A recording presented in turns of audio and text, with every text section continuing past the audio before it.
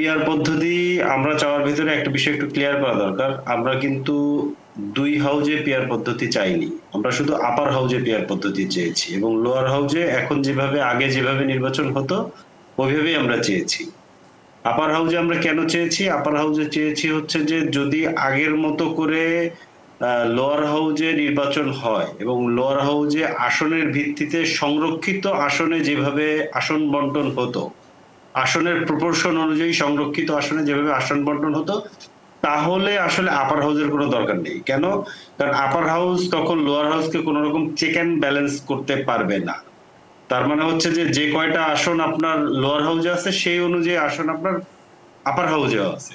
এতে করে কোনো চেক অ্যান্ড ব্যালেন্স তৈরি হবে না। আমরা আপার হাউস চাওয়ার যে জায়গাটা সেটা হচ্ছে মূলত পার্লামেন্টের ভেতরে যাতে একটা চেক অ্যান্ড ব্যালেন্স পজিশন তৈরি হয়। কেন? কারণ আমরা দেখেছি গত 50 বছরে বিভিন্ন সময় বিভিন্ন ভয়ঙ্কর ভয়ঙ্কর আইন পার্লামেন্টে তৈরি হয়েছে। ডিজিটাল নিরাপত্তা আইনের মতো আইন পার্লামেন্টে তৈরি হয়েছে।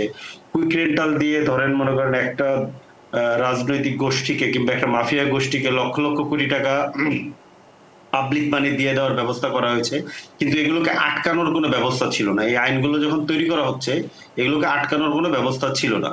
দ্যাটস ওয়াই আমরা বলেছি যে আপার হাউজে পিয়ার লাগবে, নয়তো এই আপার হাউস কোন রকম কোনো ফাংশন করবে না। কেন? কারণ আপনার যে কয়টা আসন লোয়ার হাউসে আসে সেই কয়টা আসন যদি আপার হাউসে থাকে তাহলে আপার হাউস লোয়ার হাউসকে কোনো চ্যালেঞ্জ করতে পারবে না। এবং তাতে করে যেটা হবে যে ওই সংরক্ষিত আসনের মতো করে যদি আপনি আপার হাউস করেন তাহলে এটা শুধু শুধু পাবলিক মানির অপচয় হবে। মানে একশোটা আপার হাউসের 100 যদি সিট হয়, 100 এমপির পেছনে বছরে আমাদের কত টাকা খরচ হবে? সেই টাকাটা তো পাবলিক মানি। এত টাকা খরচ করে যদি আমরা ওইখান থেকে কোনো ফিডব্যাক না পাই, কোনো মানুষের পক্ষে ওই হাউসটা যদি কাজ করতে না পারে, কাজ করার সুযোগ যদি তাকে তৈরি করে দেওয়া না হয়, তাহলে ওই আপার হাউস করার কোনো অর্থ নাই। কিন্তু বাংলাদেশে সবাই মোটামুটি আপার হাউস চেয়েছে ঐক্যমত্য কমিশনে, এনসিপি তো বটেই, কিন্তু বিএনপি সহ এক দুইটা দল সম্ভবত আপার হাউসে তারা পিআর চাচ্ছেন না। কিন্তু আমি তাদেরকে অনুরোধ করব যে এটা আপনারা আরো ভেবে দেখবেন। এটা ভেবে দেখলে নিশ্চয়ই ওনারাও বুঝবেন যে এটার যৌক্তিকতাটা কি। কারণ ওনারাও বেশ আগে থেকে আপার হাউসের দাবি করেছেন, আপার হাউসের কথা বলেছেন। সম্ভবত ওনাদের 31 দফার মধ্যেও আপার হাউসের কথা আছে। তো ওনারা যদি এটা এই ব্যাপারে আন্তরিক হয় যে আপার হাউসে যদি পিয়ার না হয় তাহলে আপার হাউসের বেসিক্যালি কোনো ফাংশন থাকবে না। কারণ এটা ব্যালেন্স করতে পারবে না। একই একই মানুষের রিফ্লেকশন যদি অন্য জায়গায় থাকে, আমরা দেখেছি যে সংরক্ষিত আসন যেগুলো ছিল কখনোই সংরক্ষিত আসনের কোন সদস্যরা মানে তার দলের যেহেতু দলের সমান সমান ছিল সেহেতু তারা আসলে চ্যালেঞ্জ করার জায়গাতে ছিল না। কিন্তু আপার হাউসে পিয়ারটা এই হইলে যেটা হবে যে আসন সংখ্যা যা থাকবে, আমরা আমাদের গত 12টা নির্বাচনের স্ট্যাটিস্টিক্স যদি দেখি তাহলে প্রত্যেকটা নির্বাচনেই যে স্ট্যাটিস্টিক্সে দলগুলো ভোট পেয়েছে, মানে যেই পার্সেন্টেজে দলগুলো ভোট পেয়েছে, দেখা গেছে তার থেকে অনেক বেশি আসন পেয়েছে কিংবা অনেক কম পেয়েছে। কিন্তু ওই স্ট্যাটিস্টিক্স অনুযায়ী তাদের রিপ্রেজেন্টেশন পার্লামেন্টে ছিল না। এখন লোয়ার হাউজের ব্যাপারটা যেহেতু ধরেন একদমই নতুন পদ্ধতি, লোয়ার হাউজে এখনই এই মুহূর্তে ধরেন করার কঠিন এবং লোয়ার হাউজে করলে অনেকগুলো বাস্তবসঙ্গত চ্যালেঞ্জ আছে, সেই কারণে আমরা লোয়ার হাউজে বলিনি। কিন্তু আপার হাউজের ব্যাপারে আমরা খুব জোরালো ভাবে একদম শুরু থেকে বলেছি এবং আমরা সহ আরো অনেক রাজনৈতিক দল আপার হাউসে প্রপোর্শনেট রিপ্রেজেন্টেশন চায়। এনসিপির যুগ্ম সদস্য সচিব ফরিদুল হক আপনি আছেন, যে কথাটি সবাই আসলে বারবারই বলছে যে নির্বাচনটা হবার ক্ষেত্রে সবাই মুখিয়ে আছে, সবাই চায় একটি সুষ্ঠু নির্বাচন যেন হয়।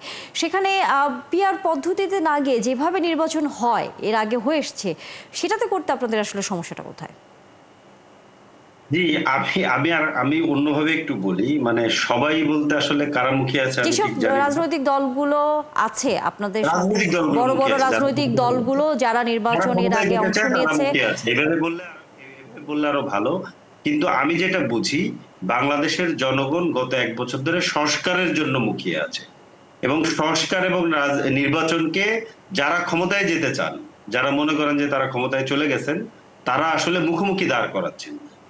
নির্বাচন হচ্ছে সংস্কারের অবশ্যম্ভাবী ফলাফল। নির্বাচন হবেই। সংস্কারের কথা বলে কেউ নির্বাচনকে পেছাচ্ছে না। এবং মানে দ্রুত নির্বাচন হয়ে গেলে বাংলাদেশে একটা সমস্যার সমাধান হয়ে যাবে এরকম তো না। মানে আমরা তো সংস্কারের জন্য দীর্ঘদিন ধরে কাজ করতেছি এখানে। এবং যেই কথাগুলো বলা হচ্ছে অ্যাজ ইফ হঠাৎ করে আজকে একজন বলতেছেন যে এইগুলো বলে এখন কোনো নির্বাচন পেছানোর চেষ্টা করা হচ্ছে। মানে কি এগুলো আজকে বলা হয়েছে? তার মানে আমাদেরকে একটু খেয়াল করতে হবে যে কবে থেকে কোন আলোচনা কিভাবে চলতেছে, তাহলে আমরা এটা বুঝতে পারবো। এই কোনো কথাই নতুন করে বলা হয়নি। যখন একদম সংস্কার কমিশনগুলো গত ডিসেম্বরে গঠন হয়েছে, তখনই প্রত্যেকটা রাজনৈতিক দল এবং বিভিন্ন পক্ষ সংস্কার প্রস্তাবগুলো রাজনৈতিক দলগুলো ঐক্যমত কমিশনগুলোকে দিয়েছে। এরপর ঐক্যমত কমিশন গঠন হয়েছে। ঐক্যমত কমিশন এটা নিয়ে ধারাবাহিকভাবে গত কয়েক মাস ধরে আলোচনা করছে। সেই আলোচনায় মোটামুটি জুলাই সনদ একটা ফাইনাল পর্যায়ে চলে এসেছে। এরপরে বাস্তবায়ন পদ্ধতি নিয়ে আলোচনা হবে। এই প্রক্রিয়াগুলো চলতেছে। এইখানে পিআর নিয়ে শত শত শত শতবার আলাপ করা হয়েছে, বিভিন্ন বিভিন্ন পর্যায়ে আলাপ করা হয়েছে। মানে আমাদের কথা হচ্ছে যে ঠিক আছে পিআর দিবেন না, তাহলে উচ্চকক্ষ বাদ দিয়ে দেন। কারণ ধরেন আপনি যদি প্রতি বছর একজন পার্লামেন্টে একজন এই উচ্চকক্ষের মেম্বারের পেছনে 5 কোটি টাকা খরচ করেন, তাহলে বছরে 500 কোটি টাকা খরচ হবে এই উচ্চকক্ষের পেছনে। এই টাকা কার টাকা ভাই? এটা তো পাবলিকের টাকা। পাবলিকের টাকা শুধু শুধু খরচ করা দরকার নেই তো। পাবলিকের টাকা শুধু শুধু খরচ করা দরকার নেই, এটা বন্ধ করে দেন, দরকার নেই এটা। আরেকটা ব্যাপার হচ্ছে যে যারা মনে করেন যে এটা পরে আলাপ করা যাবে, পরে কবে আলাপ করব? কোন রাজনৈতিক দল আমাদের এখানে কখনো কথা শুনেছে? আমরা এগুলো দেখেছি? রাজনৈতিক দল যখন সরকারে গেছে তখন তাদেরকে কথা শোনানো যায়, ঘাড় ধরে নামানো ছাড়া? এই পদ্ধতি তো নাই। এখন যেহেতু কোনো রাজনৈতিক দল সরকারে নাই, সকল রাজনৈতিক দল কিংবা অরাজনৈতিক পক্ষ সবাইকে কথা শোনানোর মতো একটা সরকার আছে। তাহলে এবং আরেকটা ব্যাপার আমাদেরকে বুঝতে হবে যে আমরা একটা ফ্যাসিবাদী ব্যবস্থা থেকে একটা গণতান্ত্রিক পদ্ধতিতে উত্তরণ করব। এবং আমাদের প্রত্যেকের মনে রাখা দরকার যে নির্বাচন মানে গণতন্ত্র নয়। বাংলাদেশে কিন্তু নির্বাচন ছিল, সবসময় নির্বাচন হয়েছে, কিন্তু বাংলাদেশ গণতান্ত্রিক হয়নি। কেন হয়নি? এই প্রশ্নের উত্তর আমাদেরকে খুঁজে বের করার জন্যই কিন্তু আমরা এতদিন ধরে লড়াই করতেছি। এই পুরনো রাজনৈতিক দলগুলো আমাদেরকে এটা দিতে পারেনি। এখন হয় কি যে প্রত্যেকটা রাজনৈতিক দল একে অন্যকে দোষ দিয়ে দেয়, দোষ দিয়ে নিজেকে শুধু ধরেন মনে করেন যে সাধু সাজার চেষ্টা করে। এটা না। প্রত্যেকের মধ্যে ধরেন ঝামেলা ছিল, যেই কারণে বাংলাদেশ একটা ফ্যাসিবাদ প্রতিষ্ঠা পাইতে পারছে। তো আমরা যে রাজনৈতিক মানে যে গণতান্ত্রিক প্রক্রিয়া আমরা যাব, সেই জায়গাটা যদি সেটেল না করে আমরা যদি শুধু একটা নির্বাচন দিয়ে ওখানে চলে যাই, তাহলে বাংলাদেশ আবার পেছনের জায়গাতে পড়বে। ভবিষ্যতে এর পরবর্তী নির্বাচনে যারা ক্ষমতায় আসবে তারাও আর একটা গণঅভ্যুত্থানের মুখে পড়বে। কারণ আমাদের মনে রাখা দরকার, জাস্ট 1 বছর আগে বাংলাদেশের কয়েক কোটি মানুষ রাস্তায় নেমেছিল। এটা মনে করার কোনো কারণ নাই এই মানুষরা চুপচাপ বসে থাকবে। আপনি যা মনে করেন যে বছরে বছরে 1 লক্ষ কোটি টাকা পাচার করে ফেলবেন, আপনি যে 11টা ব্যাংক একটা পরিবারকে দিয়ে দিবেন, আপনি যা ধরেন মনে করেন যে বিরাট বিরাট রাজনৈতিক মেগা মেগা প্রকল্প তৈরি করে লুটপাট করবেন এবং পাবলিক চুপচাপ বসে থাকবে, এটা হবে না। অতএব পরবর্তীতে যারা ক্ষমতায় আসবে তাদের নিরাপত্তার জন্যই এবং তারা যাতে সুন্দরভাবে রাষ্ট্র পরিচালনা করতে পারে তার জন্যই আসলে বেসিক কিছু সংস্কার করা দরকার। সেই সংস্কারগুলো ছাড়া যদি নির্বাচনে যাওয়া হয় তাহলে তারাই বিপদে পড়বে। অতএব এইটা নির্বাচন পেছানোর ব্যাপার না, নির্বাচন ডিসেম্বরে হোক, তাতে তো কোনো অসুবিধা নেই। সংস্কার প্রস্তাবগুলোতে আমরা সবাই একমত হই এবং এটাকে কি পদ্ধতিতে বাস্তবায়ন করব, বিশেষত সাংবিধানিক যে সংস্কারগুলো আমাদের করার কথা হচ্ছে, সাংবিধানিক সংস্কারগুলো কিভাবে বাস্তবায়ন করব সেই জায়গাটা সেটেল করে ফেলতে পারলেই নির্বাচন নিয়ে তো কারোর কোনো আপত্তি নেই। কেউ তো নির্বাচন নিয়ে আপত্তি করছে না। এবং যে গুঞ্জনটা সরানোর চেষ্টা করা হচ্ছে যে নির্বাচন পেছানোর চেষ্টা, আমরা তো বরঞ্চ উল্টো দাবি করতে পারি। এখন যেহেতু তাদের কাছে শক্তিটা বেশি, তাদের স্বরটাকে উঁচু মনে হচ্ছে, কিন্তু আমাদের স্বর কম হলে মানুষ কিন্তু এটা বুঝতে পারে যে সংস্কারকে ভেস্তে দেওয়ার জন্য নির্বাচনকে সামনে আনা হচ্ছে। আমরা তো এই অভিযোগ তুলতেই পারি। আমরা তো নির্বাচন নিয়ে কোনো বাধা দিইনি। আমরা বলছি যে সংস্কারগুলোকে আগে এনশিওর করেন এবং কোন পদ্ধতিতে সাংবিধানিক সংস্কারটা ঠিক করবেন সেই পদ্ধতিটা আগে ঠিক করেন।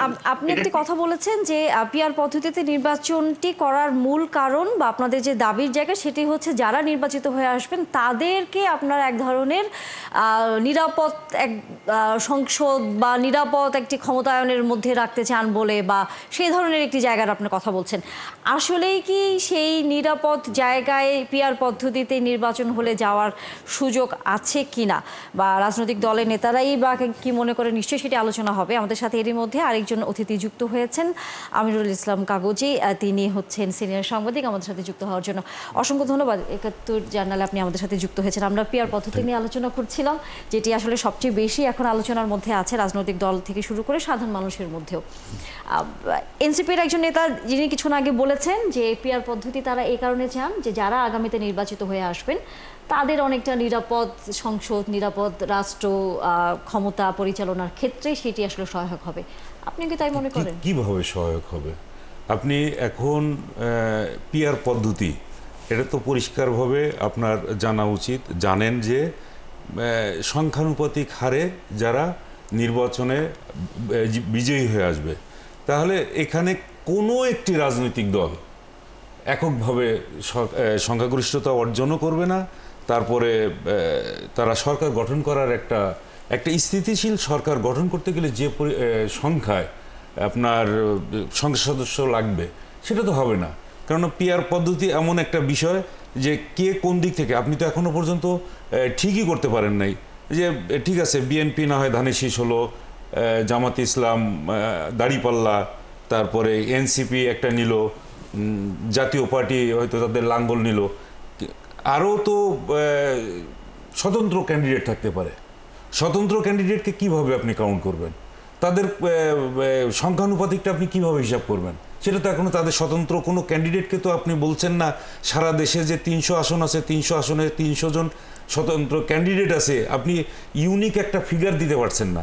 তাহলে সেটাও এখনো পর্যন্ত আনসেটেলড। 2 নম্বর হচ্ছে যে আপনি ঘুরে ফিরে পিআর পদ্ধতিতে নিয়ে যাচ্ছেন যে পৃথিবীতে আমাদের সামনে মডেল কি, আমেরিকা, যুক্তরাজ্য, ইন্ডিয়া, যে সমস্ত দেশে এখনো পর্যন্ত এই স্বাভাবিকভাবে যারা সংখ্যাগরিষ্ঠতা অর্জন করবে নির্বাচনের মধ্য দিয়ে তারাই সরকার গঠন করবে এবং সেই সরকারগুলো স্থিতিশীল হয় এবং ডেভেলপমেন্টের ক্ষেত্রেও সেই দেশগুলো টিকে থাকে। আপনি এই হিসাব করে দেখেন, ইতালিতে যখন মুসোলিনির বিদায় হলো তখন তারা ওই পিআর পদ্ধতিতে নির্বাচন করলো।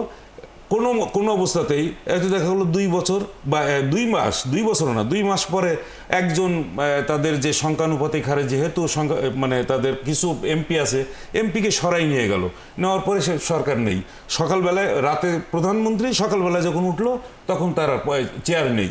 2 নম্বর হলো যখন দেখলো যে কিছু কিছু মানুষের তো কিছু থাকবে, সংসদ সদস্য থাকবে, তাদের সংখ্যা থাকবে, তারা তখন হয়তো একদিন দাবি করে বসলো আমাকে স্বরাষ্ট্র মন্ত্রণালয় না দিলে আমি আপনাদের সাথে থাকবো না, চলে গেল। মানে প্রতিনিয়ত আপনাকে একটা জটিলতার মধ্যেই ফেলে দিল। আপনি কোথায় সংস্কার করবেন ওই ওই পদ্ধতিতে? কেউ কি আপনার সংস্কারের জন্য এগিয়ে আসবে? কেননা আপনি তো নিজেই আপনার চেয়ার ঠিক রাখতে পারছেন না। আর আপনি যে মুহূর্তে পিআর পদ্ধতিতে নিয়ে যাবেন, এখন বলে যে অনেকেই যে নমিনেশন বিক্রি করা হয়, অনেক কিছু বিক্রি করা হয়, আর পিআর পদ্ধতিতে গেলে পরে তখন নিশ্চিতভাবে কে কোন দলে কয়টা সংসদ সদস্য পাচ্ছে সেইগুলো কিন্তু আরও বিক্রি করার জন্য এক একটা দল তখন ওই সংসদ সদস্য বিক্রি করার একটা হাট বসাইতে পারবে। তাহলে এই যে সিস্টেমগুলোর কথা বলা হচ্ছে, এই সিস্টেমগুলো তো পরীক্ষিত, এমন না যে পরীক্ষিত না। পরীক্ষা করে দেখা গেছে এই সমস্ত দেশে, যে সমস্ত দেশে পিআর পদ্ধতিতে নির্বাচন হয়েছে, সেই দেশগুলো কখনোই স্থিতিশীলতা আনতে পারে নাই এবং সেই দেশগুলোতে এখনো পর্যন্ত ডেভেলপমেন্টে যায়নি। এবং আমাদের পাশে নেপালেও তো একই অবস্থা হয়েছিল। তারা কয়দিন সরকার গঠন করছে, 1 বছরের মধ্যে 5-7 বার তাদের সরকার পরিবর্তন হয়ে গেছে। তাহলে তারা এই সংস্কার করবে কখন? মানে সরকার নিয়ে বসতেই যেখানে পারে না, সেই না বসার মধ্যেই আপনার সংস্কারগুলো আসে কোথা থেকে? ঠিক এই জায়গায় আমি আমাদের সাথে যেহেতু এনসিপির একজন যুগ্ম সদস্য সচিব আছেন, তার মন্তব্য নিয়ে নিতে চাই। নিশ্চয়ই আপনি আমাদের অতিথির বক্তব্য শুনেছেন। জি জি, আমি শুনেছি। কাগজি ভাইকে শুভেচ্ছা, উনি বোধহয় পরে জয়েন করেছেন, উনি আমার শ্রদ্ধার মানুষ। মানে ঘটনা হচ্ছে যে উদাহরণ দেওয়ার জন্য এটা খুব মজা, ধরেন নেপালের উদাহরণ দেওয়া হয়, কিন্তু পৃথিবীতে 91টা দেশে পিআর আছে। কিন্তু আমি যেটা বলছি যে আমরা লোয়ার হাউসে এখন পিআর চাচ্ছি না, ঠিক আছে? এবং আপনি যেভাবে আমাকে রেফার করেছেন, আমি এটা বলিনি যে শুধু পিআর না হলে, পিআর হলেই নিরাপত্তা হবে, ব্যাপারটা তা না। আমি কিন্তু বলছি যে পুরো সংস্কার প্রক্রিয়া, পুরো গণতান্ত্রিক প্রক্রিয়ায় যদি আমরা উত্তরণ ঘটাতে না পারি, এবং যেভাবে উদাহরণ দেওয়া হয় যে ধরেন সরকার চলতে পারবে না, তাহলে কি আমরা শেখ হাসিনার কাছে যেরকম ক্ষমতা ছিল সেরকম ক্ষমতা আমরা পরবর্তী প্রধানমন্ত্রীর কাছে দিব? নিশ্চয়ই না। যদি না দিই, তাহলে আমরা কি কি ক্ষমতা কমাবো, কি কি ক্ষমতা রাখবো, কি কি ক্ষমতা কোথায় আমরা ডিস্ট্রিবিউট করব, সেই জিনিসগুলো তো আমাদেরকে সেটেল করতে হবে। যদি আমরা সেটেল না করা শেখ হাসিনার কাছে যেরকম ক্ষমতা ছিল সেরকম ক্ষমতা যদি আমরা পরবর্তী প্রধানমন্ত্রীর কাছে তুলে দিই, তাহলে ওই প্রধানমন্ত্রী তো ওই রকম ঝুঁকিতে পড়বে। কেন? কারণ অনেক বেশি ক্ষমতা মানুষকে কর্তৃত্ববাদী করে তোলে, স্বৈরাচার করে তোলে। অনেক বেশি ক্ষমতা যদি তার কাছে ওই রকম সক্ষমতা থাকে, তাহলে সে ফ্যাসিস্ট হয়ে উঠতে পারে। সেই কারণে এবং অনেক বেশি ক্ষমতা যখন একজন ব্যক্তি কিংবা একটা পদের কাছে থাকে, তখন এটা কোনোভাবেই গণতান্ত্রিক রাষ্ট্র নয়।